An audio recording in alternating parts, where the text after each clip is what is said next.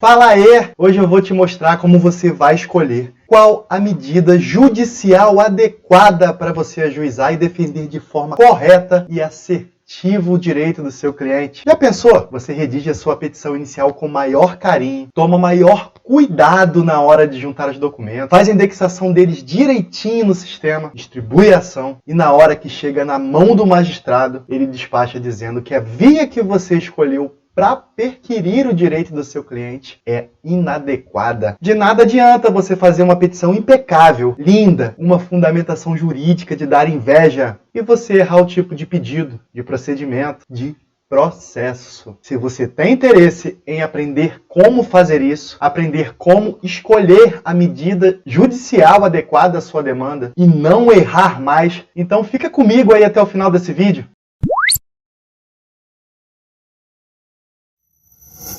E aí, meus operadores do direito preferidos? Aqui Fabrício Medina, eu sou professor de processo civil e nesse vídeo eu vou te ensinar como você vai escolher de forma assertiva a medida judicial adequada à pretensão ou direito do seu cliente. Mas antes de entrar no assunto propriamente dito, se você é novo aqui no canal e ainda não se inscreveu, clica no botão vermelho aqui embaixo desse vídeo e se inscreve. Ah, já deixa também o seu like, tá? Aqui no canal eu falo sobre prática civil e mentalidade empreendedora na advocacia. Terão várias dicas como essa para te ajudar aí de vez a destravar a sua advocacia. Não deixa de se inscrever, hein? E também clica no sininho que vai aparecer logo após você se inscrever para ativar as notificações do canal e você não perder nenhum conteúdo. Vai ter bastante conteúdo pancada. Outra coisa, me segue também lá no Instagram, @professor Fabrício Medina, que lá tem todo dia conteúdo gratuito de prática civil e empreendedorismo jurídico para te auxiliar aí no crescimento da sua carreira. Então é isso, vamos lá. Vamos falar de análise da medida judicial adequada. Preste atenção, pega papel, pega caneta e vamos seguir. Anota tudo, tá? Antes de promover uma ação, é necessário se atentar para algumas regrinhas referentes ao tipo de pedido, de processo e de procedimento. E a primeira análise que devemos fazer diz respeito à situação fática existente e ao objeto do pedido. Então, preste atenção. Primeira análise, situação fática existente e objeto do pedido. Como assim, Fabrício? Calma, eu vou te explicar. Vou te explicar melhor. Pegou o papel? Tá anotando? Vamos lá, vamos seguir. Nós temos uma situação fática que é a relação fática ou jurídica mantida entre as partes que originou o conflito. Situação fática é a relação fática ou jurídica mantida entre as partes que originou o conflito. Já o objeto do litígio é fixado por você, advogado, advogada. É na petição inicial que encontramos o objeto do litígio, que sob o aspecto material consiste em todos os pedidos efetivamente formulados pelas partes ou terceiros em caráter principal, junto de sua fundamentação, ou seja, o mérito. Então, um decorre do outro. Um exemplo aqui, não adianta você plantar maçã e querer colher uva. Não adianta você narrar que o autor comprou uma geladeira na loja do réu e ele não entregou e pedir na ação que seja determinada a reintegração de posse da geladeira. Tamo junto? Faz sentido para você? Estou sendo claro. Então, agora que você já entendeu que os pedidos são decorrentes dos fatos e dos fundamentos jurídicos, vou te explicar como o objeto do litígio tem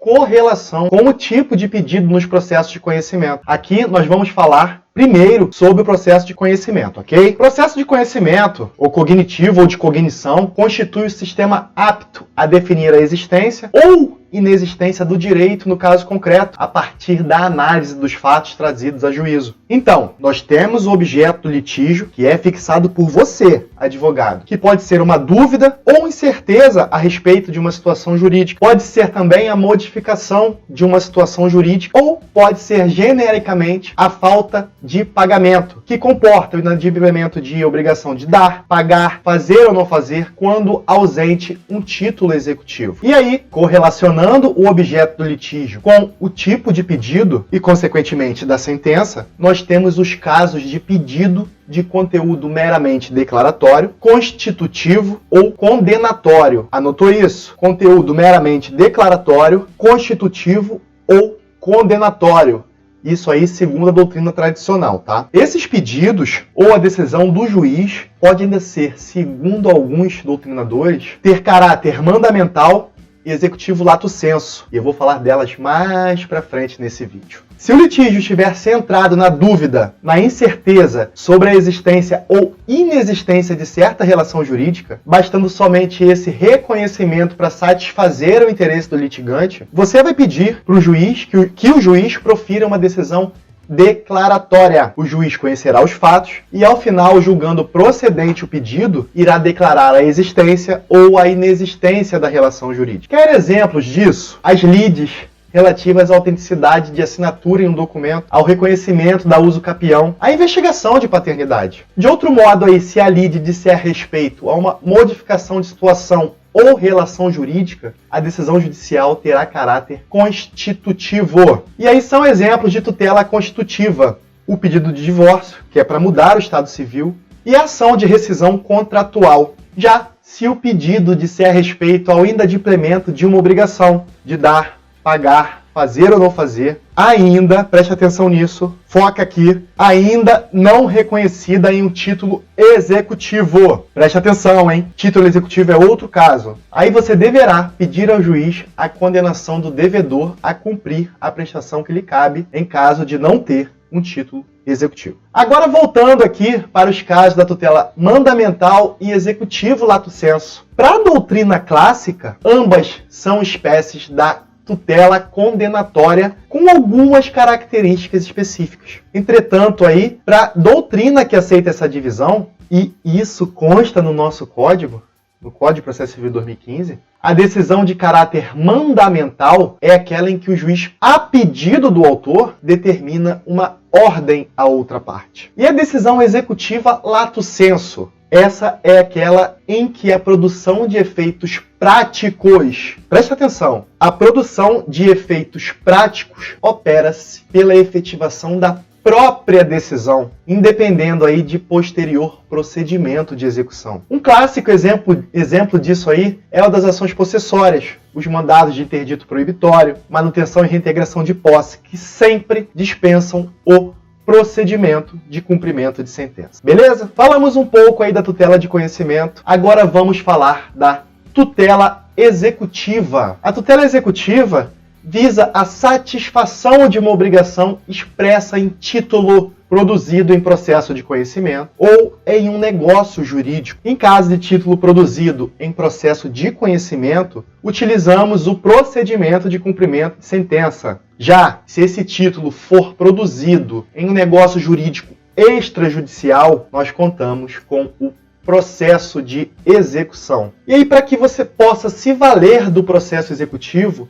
devemos cumprir dois requisitos. E quais são eles? O inadimplemento do devedor, que deixou de cumprir a obrigação no prazo estipulado, e a existência de um título executivo extrajudicial, que é o documento revelador de ato jurídico reconhecido pelo ordenamento como apto a permitir que o patrimônio do devedor seja acessado para a satisfação da obrigação. Anotou? O que é um título executivo extrajudicial? Vou repetir. Anota. É o documento revelador de ato jurídico reconhecido pelo ordenamento como apto a permitir que o patrimônio do devedor seja acessado para a satisfação da obrigação. E nesse caso aí nós temos um rol lá no artigo 784 do CPC de 2015. E temos outros aí em legislações extravagantes. Esse rol de 784 é um rol exemplificativo, correto? Seguimos. Assim, ante a falta de pagamento e a presença do título executivo, a atuação do juiz será diferente daquela verificada no processo de conhecimento. Nesse caso aqui, não haverá a necessidade de que o juiz diga quem tem direito, que é a situação típica do processo de cognição, do processo de conhecimento, mas sim que o Poder Judiciário atue diretamente para que a obrigação seja cumprida logo. E aí temos que perceber qual a natureza da prestação descumprida, porque o sistema processual prevê diferentes modalidades executivas. Execução para entrega de coisa, execução de obrigação de fazer ou não fazer, execução por quantia certa, etc. Temos várias aí. Já em caso de título executivo judicial, ou seja,